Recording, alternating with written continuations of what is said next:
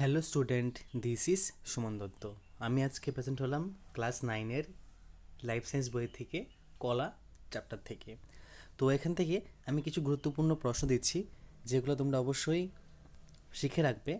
এখানে আমি নির্দিষ্ট কোনো প্রশ্ন দেইনি, জাস্ট লাইন দিয়েছি, এগুলো তোমরা মনে রাখবে।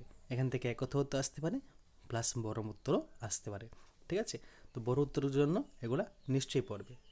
প্রথমত আছে কি, কলা কাকে বলে?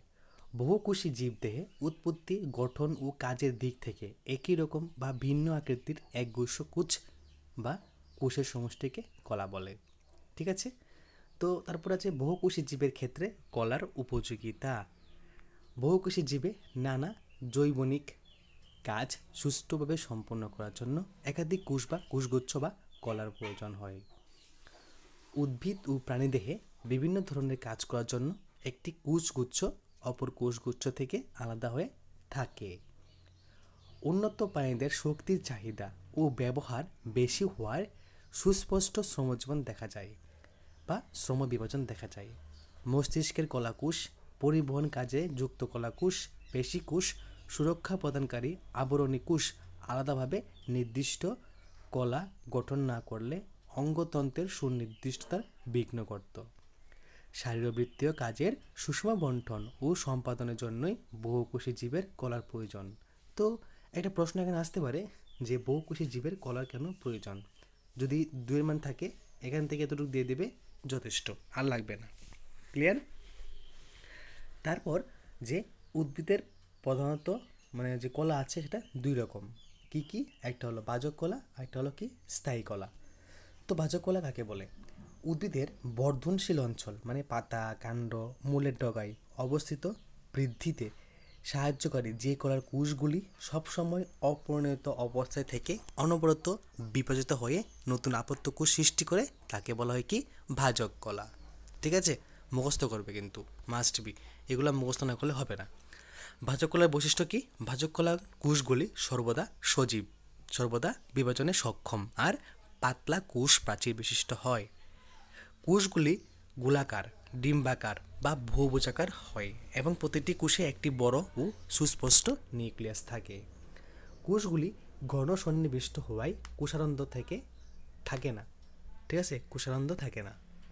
তো তারপর কোষগুলি ঘন, দানাদার, সাইটোপ্লাজম পূর্ণ থাকে এবং সাধারণত কোষগহ্বর থাকে না। কাণ্ডের পূর্ব মধ্যে এবং ফুলের কড়ি, পুষ্পমুকুল ও কাক্ষিক মুকুল উপস্থিত থাকে। এছাড়া ব্যক্তিবীজী ও দ্বিবীজপত্রী উদ্ভিদের নালিকা বান্ডিলে ক্যাম্বিয়াম নামে বিশেষ পাচকলা থাকে, ঠিক আছে? তো এই প্রশ্নটা আসতে পারে এক উত্তর। ব্যক্তিবীজী বা দ্বিবীজপত্রী উদ্ভিদের নালিকা বান্ডিলে কীরকম পাচকলা থাকে? ক্যাম্বিয়াম। ওকে, তারপর বাচকলার কাজ কি?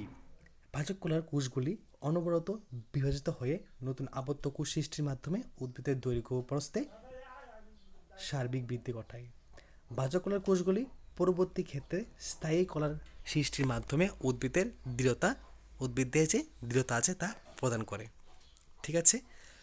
তো আরেকটা কি আছে মধ্যে দেখে নাও, গৌণ বাচক কলা। স্থায়ী কলার জীবন্ত কোষগুলি কোনো সময় হঠাৎ বিভাজনের ক্ষমতা হারিয়ে বা কি লেখছে এখানে, লেখছে বিভাজনের ক্ষমতা ফিরে পেয়ে। হ্যাঁ, তো আমরা আবার প্রথমতে পড়ছি, স্থায়ী কলার জীবন্ত কোষগুলি কোনো সময় হঠাৎ বিভাজন ক্ষমতা ফিরে পেয়ে যে বাচক কলা গঠন করে তাকে গৌণ বাচক কলা বলে। নির্বাসিত বাচক কলা কর্ক, ক্যাম্বিয়াম প্রভৃতি গৌণ বাচক কলার উদাহরণ, ঠিক আছে? তো গৌণ বাচক কলার উদাহরণ কি? নির্বাসিত বাচক কলা কর্ক আর হলো ক্যাম্বিয়াম। এই কলা উদ্ভিদের গৌণ বৃদ্ধি অর্থাৎ প্রস্থ বা ভেদ বাড়াতে সাহায্য করে। ওকে, এখন আমরা আসছি স্থায়ী কলা। স্থায়ী কলা কাকে বলে? উদ্ভিদের ভাজক কলা থেকে উৎপন্ন যে কলার কোষগুলি স্থায়ী বা অস্থায়ীভাবে বিভাজনে অক্ষম, পরিণত এবং সুনির্দিষ্ট কার্য সম্পাদন করে তাকে কী বলা হয়? স্থায়ী কলা। এই স্থায়ী কলার বৈশিষ্ট্যগুলি কী কী? এই স্থায়ী কলার বৈশিষ্ট্যগুলি হলো, এই কোষগুলি স্থায়ীভাবে বা অস্থায়ীভাবে বিভাজনে অক্ষম। স্থায়ী কলার কোষগুলি কলা ভেদে সজীব অথবা মৃত। এই কলার কোষগুলি পরিণত এবং নির্দিষ্ট আকার, আকৃতি, গঠনযুক্ত। কোষগুলি সাধারণত গোলাকার, ডিম্বাকার বা বহুভুজাকার হয়। স্থায়ী কলার কোষগুলি আকৃতিতে বড় এবং কোষ গহ্বরে সর্বদা সুগঠিত হয়।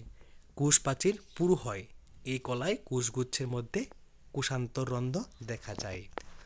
তো এখন স্থায়ী কলার কাজ কি? খাদ্য তৈরি। প্যারেনকাইমা ও ক্লোয়েনকাইমা কলার কোষগুলি সালোক সংশ্লেষের মাধ্যমে খাদ্য তৈরি করে। যান্ত্রিক দৃঢ়তার প্রদান। স্কেরেনকাইমা ও ক্লোয়েনকাইমা কলা উদ্ভিদ অঙ্গের দৃঢ়তা প্রদানের মাধ্যমে উদ্ভিদকে খাড়া হয়ে থাকতে সাহায্য করে। খাদ্য সঞ্চয়, ক্ষরণ ও নিঃসরণ। স্থায়ী কলার কোষগুলি খাদ্য সঞ্চয় ও ক্ষরণে সহায়তা করে। অ্যারেনকাইমা কলা জলজ উদ্ভিদকে জলে বাঁচতে সাহায্য করে। জল ও খাদ্য পরিবহন। জাইলেম কলা উদ্ভিদ অঙ্গের জল ও খনিজ লবণ পরিবহনে এবং ফ্লুয়েম কলা খাদ্য পরিবহনে সাহায্য করে। ঠিক আছে, তো আজকের এই ভিডিওতে তোমরা কলা সম্পর্কে বিস্তারিতভাবে জানলে। কলা কত প্রকার, কলা কাকে বলে, ভাজক কলা কী, স্থায়ী কলা কী, ঠিক আছে, গৌণবাচক কলা কী। তো যদি আজকের এই ভিডিও তোমাদের কাছে ভালো লেগে থাকে অবশ্যই ভিডিওটা সবার সাথে শেয়ার করবে। আর আমি চাইবো যে এই ক্লাসটা তোমরা অবশ্যই মুখস্থ রাখো, কারণ এখান থেকে 1-এর মান 2-এর মান আসতে পারে। তো দেখা হচ্ছে একটা গুরুত্বপূর্ণ ভিডিওতে। সবাইকে অসংখ্য ধন্যবাদ।